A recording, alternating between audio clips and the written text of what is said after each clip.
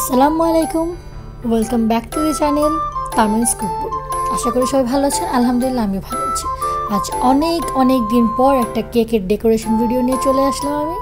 আজ দেখাবো চকলেট কেকের মধ্যে ফ্লোরাল ডিজাইন। তো বরাবরের মতোই আমি এখানে কেকটাকে 3টা স্লাইস করে নিয়ে আমি এখানে হুইপ ক্রিম দিয়ে এটাকে কোট করে দেব। প্রতিটি লেয়ারে আমি কোট করে দেব। তো আমি এখানে ভিভো হুইপ ক্রিমটা ইউজ করছি। ভিভো ট্রপিক্যাল যার যেটা সুবিধা সেভাবে ইউজ করতে পারেন। আপনারা যদি দেখতে চান আমাকে কমেন্টে জানাবেন, আমি কিভাবে পারফেক্টলি ক্রিমটা বিট করে থাকি, কিভাবে বানিয়ে থাকি আমি দেখিয়ে দেবো আপনাদেরকে। তো আমি এখানে চকলেট সিরাপ দিয়ে প্রতিটা লেয়ারে চকলেট সিরাপ দিয়ে দিচ্ছি এবং ক্রিম দিয়ে প্রতিটা লেয়ার কভার করে দিচ্ছি।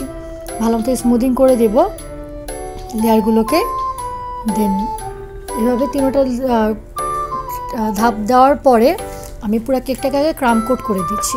ক্রাম কোট করে আমি এটাকে 1 ঘন্টার জন্য ফ্রিজে সেট হতে দেবো। এরই মাঝে বলে দিই, যারা আমার ভিডিওটি দেখছেন তারা প্লিজ আমার চ্যানেলটিকে সাবস্ক্রাইব করবেন, লাইক কমেন্ট এবং শেয়ার করে পাশে থাকবেন।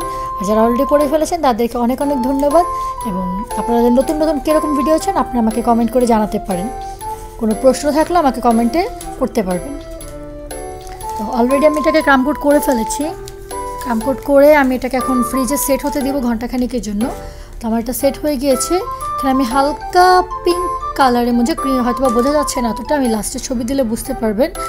বেবি পিঙ্ক কালারের মধ্যে ক্রিমটা করেছি। ভালো মতো স্মুথ করে সাইডটাকে আমি কভার করে দিয়েছি। তো সাইডটাকে আমি ভালো মতো স্মুদিং করে নেব। কেকের সবচেয়ে সৌন্দর্যটাই কিন্তু স্মুদিংয়ের উপর। স্ক্র্যাপারের মাধ্যমে আমি এখন স্মুথ করে নিচ্ছি।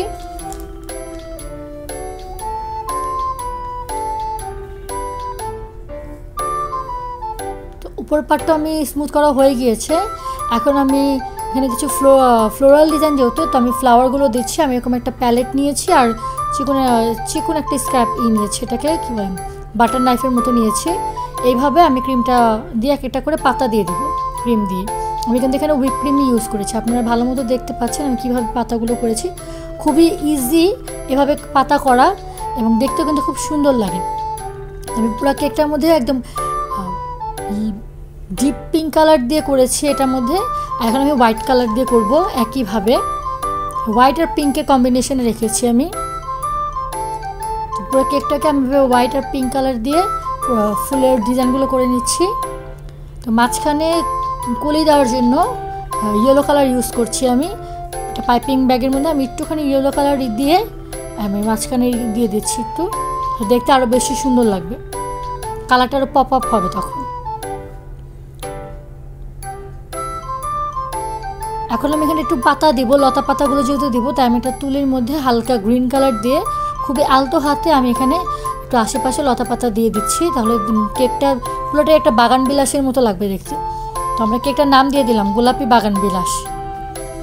তো আপনারা জানাবেন আমাকে কমেন্ট করে কেকটা কেমন হয়েছে। কেকটার ফাইনাল লুক দেখতে পাচ্ছেন আপনারা। আমি এখানে কিছুটা সুগার বল দিয়ে আমি কেকটাকে কমপ্লিট করেছি। মাশাআল্লাহ আমার কাছে দেখতে কিন্তু খুবই সুন্দর লাগছিল কেকটি। তো এতক্ষণ আমার সাথে থাকার জন্য এবং ভিডিওটি দেখার জন্য ধন্যবাদ। নেক্সট অন্য ভিডিও নিয়ে আমি আবার হাজির হব।